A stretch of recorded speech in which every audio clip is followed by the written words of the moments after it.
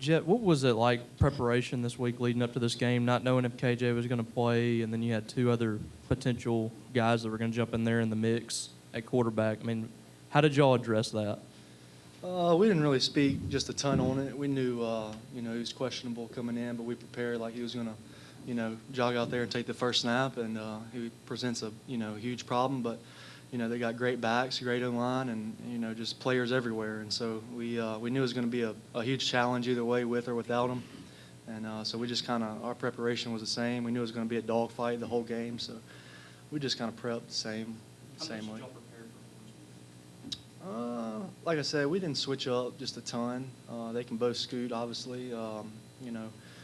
They can keep it on reads, and then they can sling it around a little bit too. So very similar.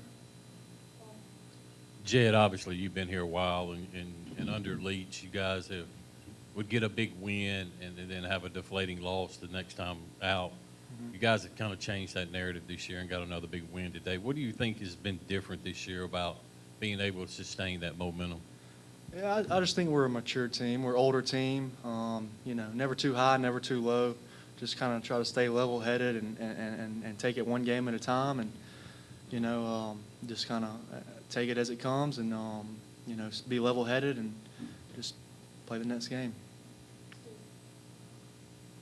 Question to both of you. I mean, you didn't know about KJ Jefferson, but you knew Buki Watson wasn't playing in the first half, and what was it like kind of preparing for that, and do you think J.P. Purvis should win the Heisman Trophy? You want me to go first? Go ahead. All right.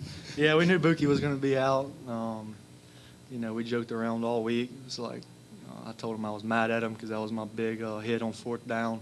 The A&M game, just messing with him. But, we knew he was going to be out, so we kind of treated the first half of practice like the first half of the game and the second half of practice like the second half of the game. And JP's done a great job stepping up, with Page going down, the next man up, mentality. I'm not sure how many tackles he finished with or anything today, but I know he had that good third down run plug stop, and he's done a great job for sure stepping up. And then it was obviously nice to have Buki come back in the second half. Yeah, felt like JP been doing a good job, especially stepping up. Next man mentality is what we gotta have around here. With, like he said, Page and everybody going down, having that next man mentality stepping up, that's a good thing. Randy, you and Jackie combined for the tackle there on the goal line on that fourth down. I guess, what did you see on that play? And I guess, what was that feeling like when you get a stop, right there on the goal line? The feeling was great. The atmosphere of our fans just throwing with the bells, it was just going crazy. But going on the sideline, our defensive coordinator, telling us what play we're finna do, what he expect. And, we just been preparing the whole week, doing what he say, executing the calls, doing our job, all the level to the ball. So it was great. You guys are off to a 5-1 start, something Mississippi State has only done 5 times in the last 40 years. How special is it to be a part of that with the understanding that the job isn't done for either of you guys? You're hot. Go ahead. It feels great, doing, well, at least we know right now we're doing the right thing. We going to practice every day, doing whatever the coaches say, just doing our part of the puzzle. All 11, everybody do their job. We got Coach Leach, Arnett, everybody just, plugging together. We working as a team. Yeah, it's nice to roll, have some momentum rolling into games. But, obviously we all know it's a very hard league. If you take breaks, you'll get exposed and you'll get beat very easily. And so, we have to take each week and each moment with great preparation and just know we're going into a big road environment, and it's going to be a huge challenge. I can get an answer from both of you guys on this. With as aggressive as you guys are on defense, there's going to be some big plays to be made for the offense, and there were a few today, but it seems like you guys seem to come up with even bigger plays on your side of the ball. How comfortable are y'all that y'all are going to be able to finish a drive like that, whether it be an interception or stop inside the 20 or whatever? So they Coach Leach, Coach Arnett, all the coaches just preach, play the next play. I mean, obviously, this is SEC football. They're going to make some plays on us. We know that. They tell us that. It's inevitable. So you just have to have in your head, just play the next play, try your best not to let it happen again, buckle down, and just have the right mentality coming into the next play. So That's it. Yeah, the coach has been harping that the whole week. We going against a good team. They got a good old line, good running backs, good quarterback, everything. So we got to play aggressive up front. The whole box just got to crash down. So, that's been the focus, and that's what we had to do. We had to get our job done. It's kind of the Bulldog revenge tour. You guys get Memphis after a game you should have won last year, and now you've got an Arkansas game you should have won last year. And last time you guys went to Kentucky was one of the worst performances of the Mike Leach era. So how soon can you maybe flush this one and kind of get it behind you and begin to start focusing on going 1-0 next week? So yeah, we have a 24-hour rule. So we'll have meetings tomorrow, watch the film, make the corrections, because obviously there's a lot of correcting we have to do, and then Arkansas is over, on to Kentucky, and so there's no hanging on to this game. It's all eyes on Kentucky, and like I say, we just focus on the next game and got to prepare hard for them. They got a great quarterback, great running back, O-line, receivers. I mean, the whole 9 yards. And they're a great team, so it's going to be a big challenge. Like I said, 24-hour rule. Randy, you mentioned the tackle that you had with Jackie on that fourth down. Obviously, Jackie gets an interception again later in the game. What has he kind of brought, to the team since he came in the spring? Jackie a cool guy. I love that dude, man. That's my boy. Jackie, he came in ready to work, ready to be around the guys. He hang with us on the field, off the field, in the locker room. He be dancing with us. Like he came in and joined the culture. The culture, we gotta work. We just gonna work. We're gonna work to get to where we want to be. And everybody around here, we love him. He's just a great guy.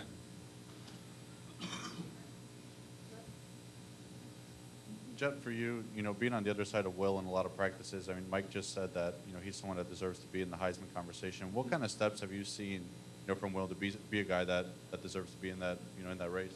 Yeah, I mean, obviously Will's an incredible quarterback. He's really stepped up.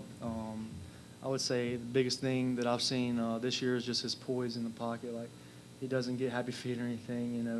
He sticks in there. He knows when to get out, and he can extend plays like we saw today with the touchdown to Austin. And then, so his maturity is just, and understanding the game is just skyrocketed, and he's reaping the benefits of that for sure. And then another thing is his leadership. He's very vocal, which, every good quarterback is, and we buy into his leadership. So he's done a great job.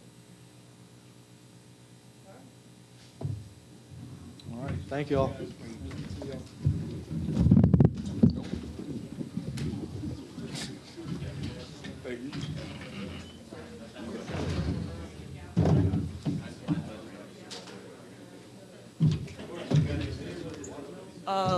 Q and then Will.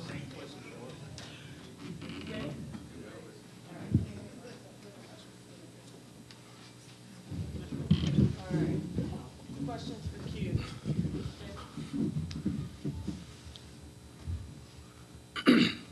Look, Winston, you were here 2 years ago when Arkansas came at you with that 3-8 cloud defense. What were you able to do now, and they stuck with it, just to keep beating on with the run game and the pass game? Excuse me, say that again. I didn't hear you. You saw that the Arkansas defense, they came with the same scheme today as they did 2 years ago, totally different results this time. What's the difference now? Just being aggressive and just pounding the ball, really. Obviously, Nick Jones shifts over to left tackle, and Stephen Lasoya comes in there. What have you thought of him, stepping in that role at guard? Because I think Coach Miller had said that most of August he kind of spent, preparing to be the backup center. They're great athletes. They can play across the board. Like, if you need them, they can come in and fill in when you need them.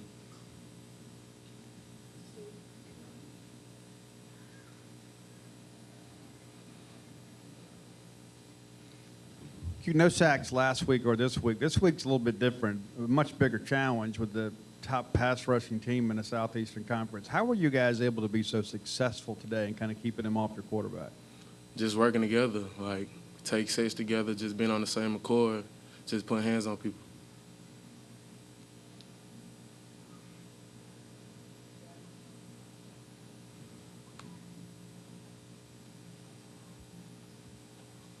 Q, both of the running backs behind you, Dylan and Jaquavius, both of them from last year to this year, their yards per carry have gone up. What do you kind of attribute that to? Do you think they've improved, or do you think your offensive line has improved, or is it kind of a mix of both? It's a mix of both, because everybody improving in the run game, especially offensive linemen too.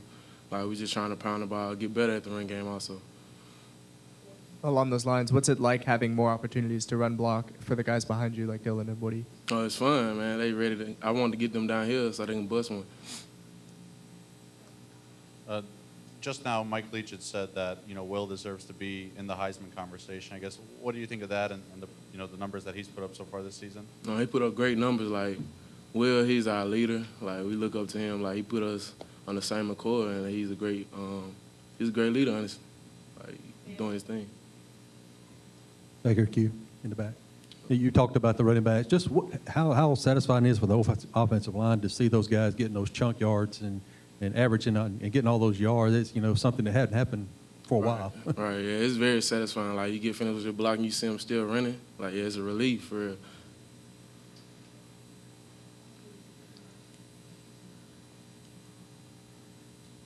Looking at Arkansas this week in practice, I mean, obviously they've been very successful. What was kind of Coach Miller's message to you guys as you prepared? Because it's a much different front than what A&M had. So what was it kind of like in practice and meetings this week? Being very aggressive. Like, that was the motto, being aggressive. All right, no problem.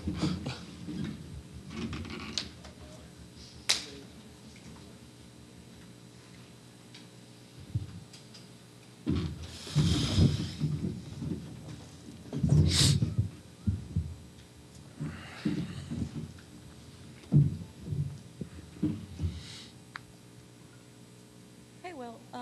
It's been mentioned, your name is pretty high up there in the Heisman conversation, and Mike Leach also agrees, he thinks you're a good contender for that. What's it like to have that, kind of confidence from your coach, knowing that, he believes that you deserve that kind of award, and how does that affect your play and your mindset? I mean, it's cool. It's cool, I guess, to be as, talked about, maybe one of the best players in the country. But, I don't think about it a lot. I think with team success, individual success will come. So I'm just trying to win every week. I really don't care about the Heisman. 2 straight weeks you've had the back of your jersey clean thanks to your offensive line. No kidding.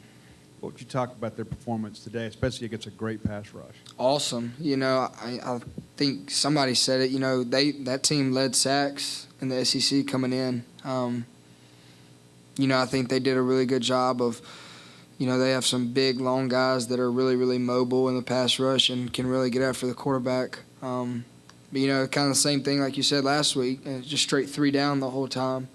3 down, 2 in the box, six defensive backs.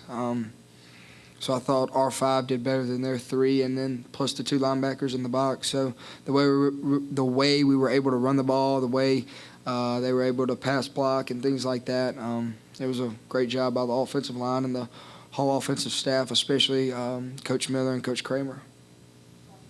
Kind of expanding on that a little bit. I mean, you think back to that game against Arkansas 2 years ago when they unleashed that drop 8, and today you rush for 170-plus yards or whatever it was offensively. But how much have you seen this offense evolve from that game to this point?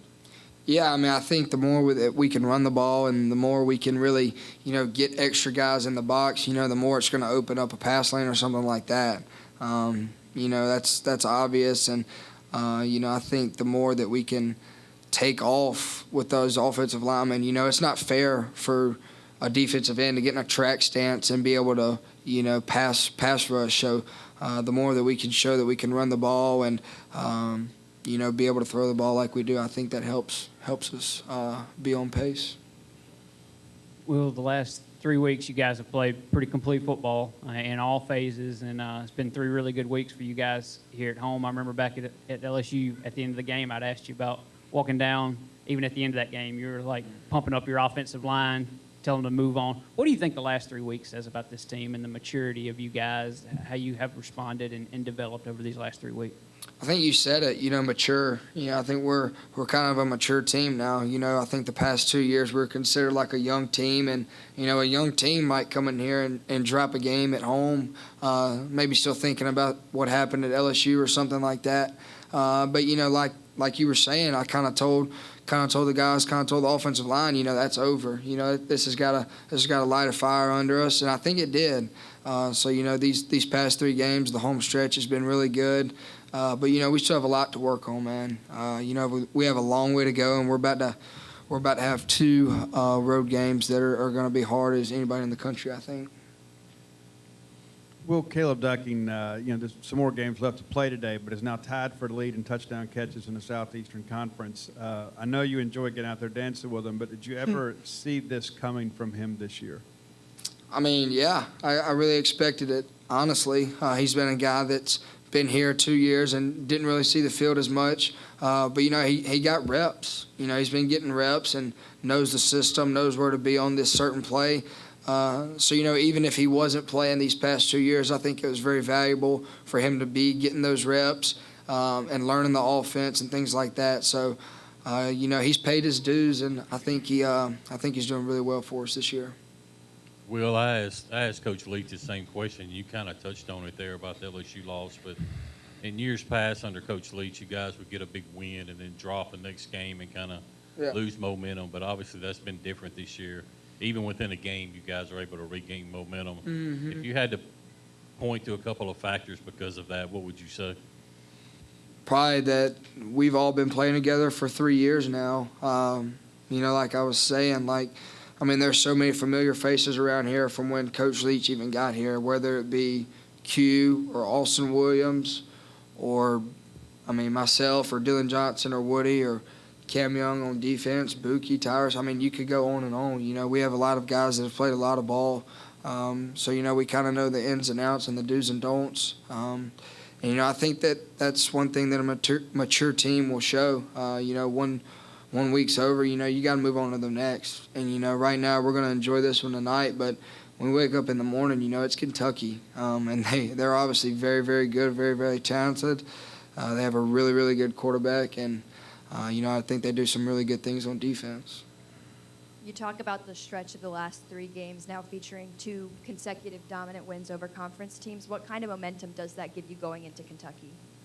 I think it gives us momentum, but, don't make any mistake about it. They're going to be ready to play next week. I'm not sure they play this week or anything like that, but I know they probably felt like they let one slip away last week down in Oxford. But, I think they're going to be ready to play next week. It's a home game for them, so we gotta answer the call. Your offense is kind of unique in the fact that you can rush basically as well as you can pass. How does it feel to be able to rely on both sides of an offense like that? It feels good. Anytime, like I've said in the past, anytime that Woody or Dylan can get the ball in their hands, I think we're in good hands. We have a good football play. So, being able to have 2 backs that complement each other well and that can run, it just helps our offense go even more. Did you know at any point before this game that you were close to the completion record for the SEC? And then on top of that, what's it like, mid-game being recognized for something like that? Yeah, my dad told me last week after the game. I really didn't know until then, but, I really wasn't thinking about it. And then in the game, I wasn't thinking about it at all until it came up on the big screen. But for it to come up on the big screen and, for it to happen at home was pretty cool. It would have been cool to happen on the road or something, but for it to happen at home in Davis Wade, where I've been watching games since I was, in 2nd grade, it's been pretty cool. Well, back here, David Edelstein from WJTV, CBS in Jackson. I cover another Bulldogs team from Brandon you might be familiar with a little bit. Yeah. If you don't mind me just asking a little more. 6-0 or 7-0? I think they're 7 now. Okay. I was just making sure. They're all in the win column. Yeah. So you've been following. But if you don't mind me just asking a general question just about that, not necessarily related to this game. When you think back, if you do, to your high school days and the growth that you had in college too, I'm wondering if there's anything specifically from high school football that still stands out to you that you still take with you when you're accomplishing things like you are here at Mississippi State. Yeah, probably just the way I prepare. I played in Brandon I started since I was in 10th grade, through senior year. And, just learning how to prepare, learning how to work hard. I didn't know how to work hard until I got in probably the 8th or 9th grade and really started working hard with the team and things like that. So yeah, I learned a lot from Brandon. It's a great place. My brother still plays there, and I'll be back there someday for sure. Will, watching the defense, there's going to be some big plays with the aggressiveness that they play with, but it seems like they come back and trump that with a couple of big plays that they make themselves. I mean, what's the comfortability with you as a quarterback and on the offensive side of the ball seeing that they're able to kind of overcome some of those big plays? Are you asking if I'm comfortable going against them? Because I'm not. No, I mean, like on the sidelines watching them. Yeah, no, it's me and Jameer were sitting there when just kind of talking about it. Like, we'll give up. We might give up a run, or we might miss a tackle or something like that. But with Coach Arnett's scheme and the way those guys play together and play so hard and we're so aggressive, you've got to finish drives. You can't just get into the red zone and think we're about to run it in or something like that. You got to. I mean, if you got 75 yards to go, you better go 75, not 74 and a half. You know what I'm saying? So I think it says something for them and how they coach and the way those guys fly around and compete.